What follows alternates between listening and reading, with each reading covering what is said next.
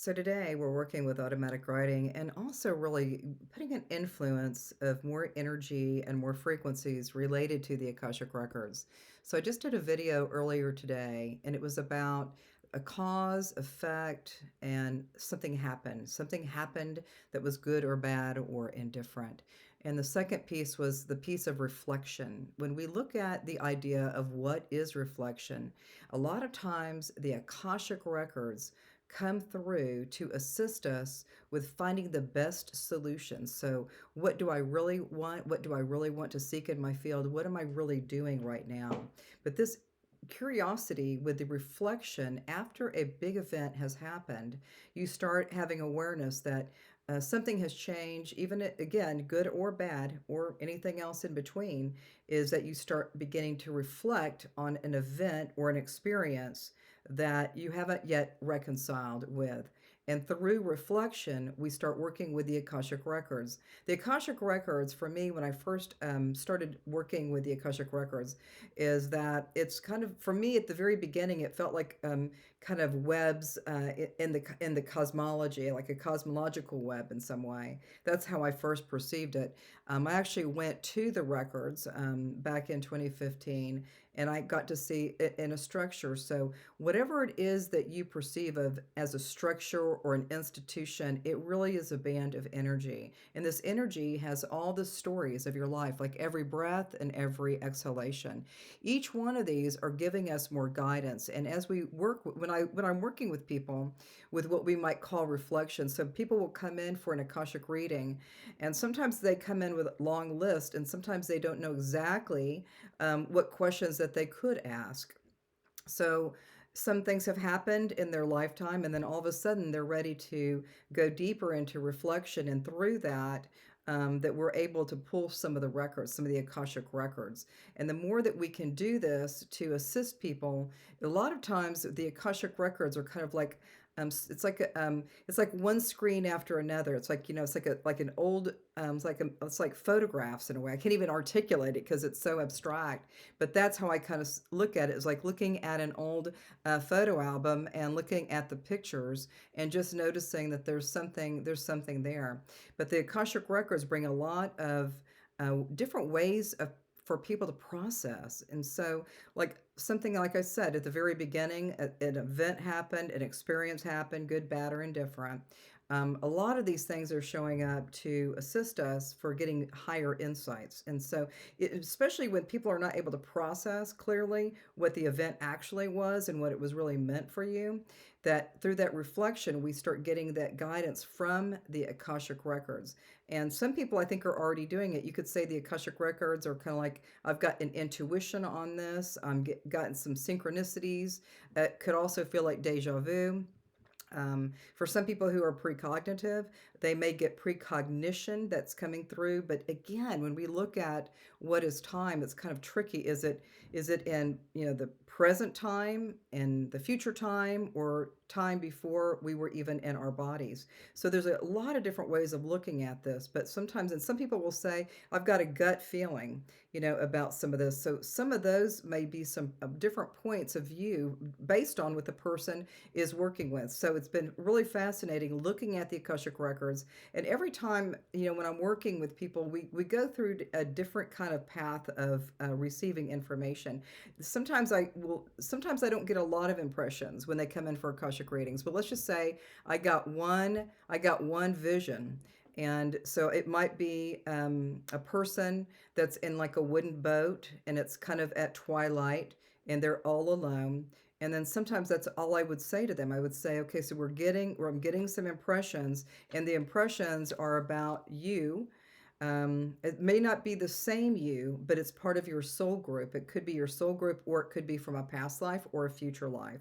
And so when we're working with that, so let's just say again, it's a wooden boat. It's in the water. It's kind of shallow water where the boat was, and there was twilight. And so then I was like, I didn't get anything else. I got nothing else. But what I found is I would start asking the what questions, like where do you think you're going, or what are you doing in the boat, or what's next for you.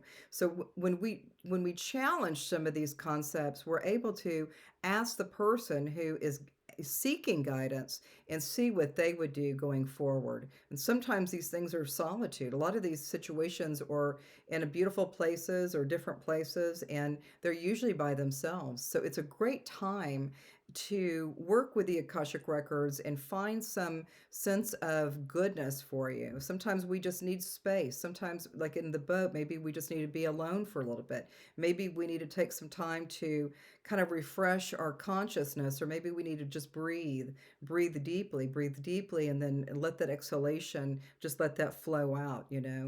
So there's a lot of goodness with this beautiful band of energy, which is the Akashic Records. It's, for me, it's so different for, I think, for people to comprehend what that is. But again, it's like the story of your life, and it's from second to second to second.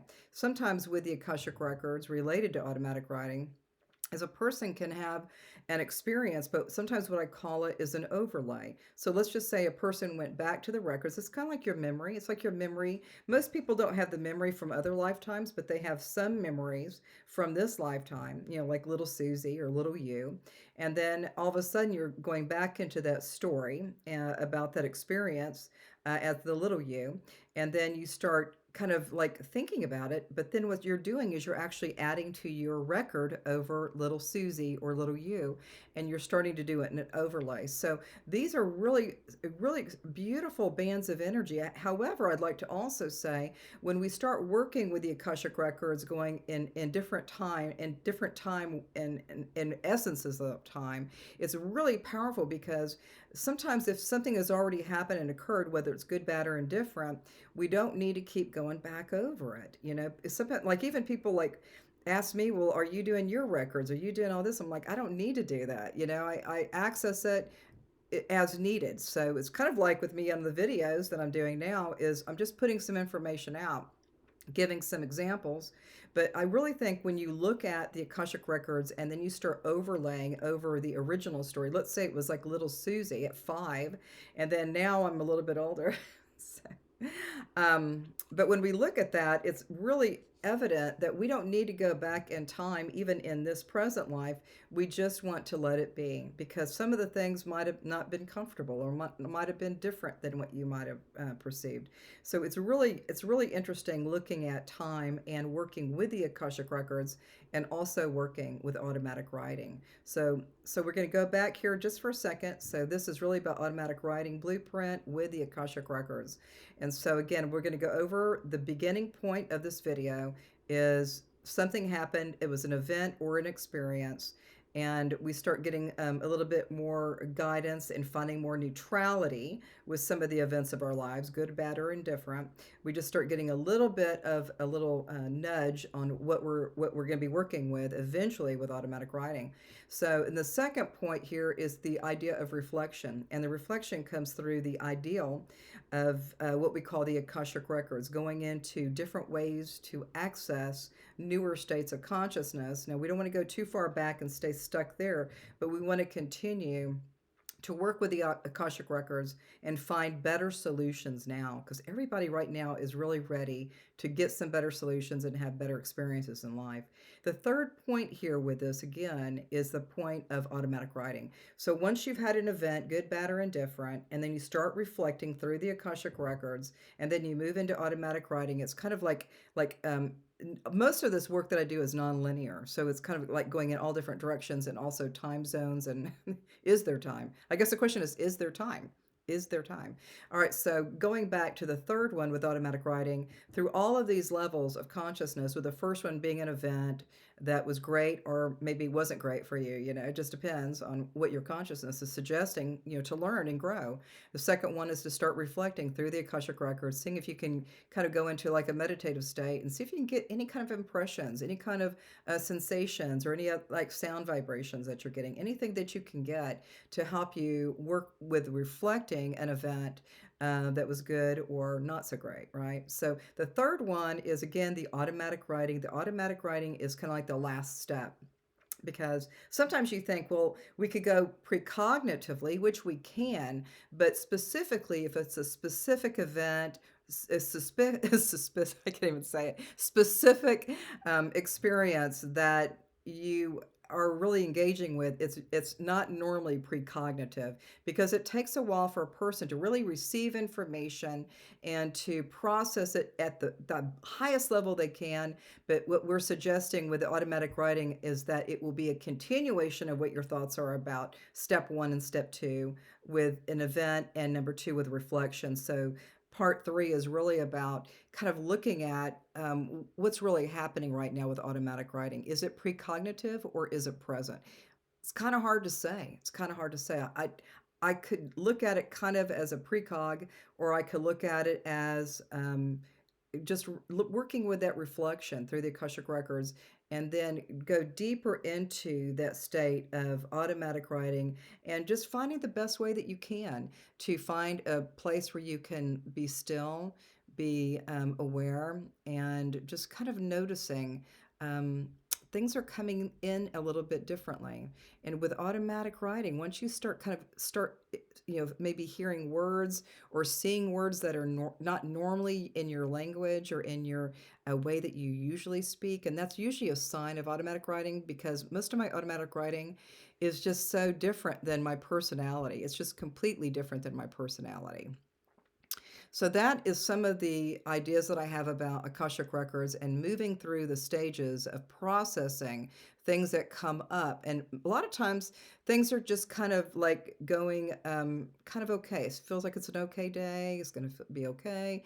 And then boom, something shifts. And so I'd really like to encourage you to just think about some things in your life. And you don't have to get too deep or anything, but just notice maybe like something today. So something maybe you did today, and then maybe you could kind of take a look at it and see if you can find some resolve there. I always say neutrality in each one of these steps, through the event or the cause of an experience, and also with reflection, and also with the automatic writing work. All of that, in my mind, is related to being in a space of neutrality. So things come up, and some of them are glorious, and then some of them are not. But when you kind of have a baseline, is I am neutral in this experience. I feel elated with this experience.